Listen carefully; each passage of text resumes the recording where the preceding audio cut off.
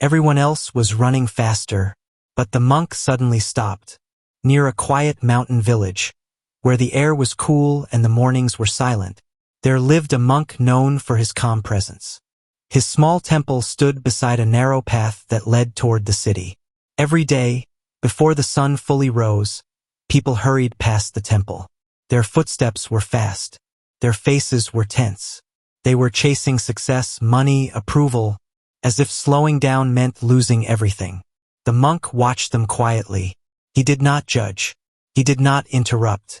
He simply sat, breathing slowly, as if time itself moved differently around him. One morning, a young man stopped. His chest rose and fell quickly. His eyes carried exhaustion, not from work alone, but from constant pressure. He looked at the monk and said, "Master, I see you here every day sitting smiling.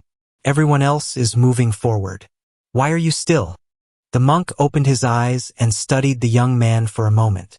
Then, without speaking, he pointed toward a river flowing beside the path. The water moved steadily, not rushing, not stopping. Sunlight danced on its surface. The monk finally spoke.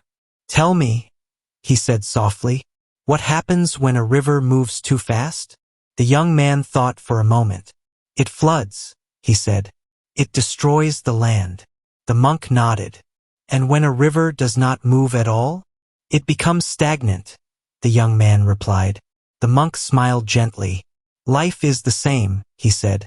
"When you move too fast, you destroy yourself. When you stop completely, you lose your purpose." The young man looked down.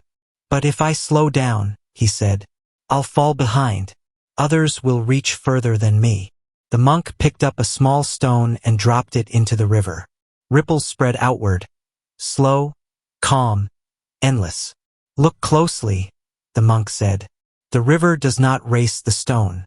It does not compete with the mountain. Yet it always reaches the ocean." Silence filled the space between them. The sound of flowing water became louder than thoughts.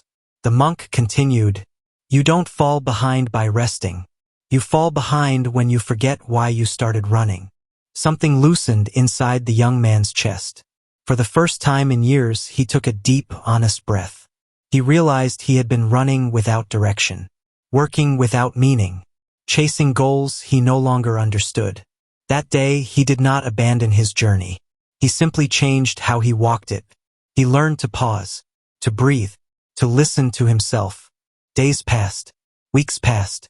The young man returned, calmer now, steadier. "Master," he said, "I'm still moving forward, but I no longer feel lost." The monk smiled once more. "Then you are already ahead," he said. The river continued to flow. The village continued to rush. But the young man had learned something rare. That peace is not found at the finish line. It is found in the way you walk the path. Finally, the moral from the story. Sometimes the greatest progress is not moving faster, but moving with awareness. Life is not a race to be won, but a path to be walked with clarity. Thank you for being here. Subscribe for more stories like this.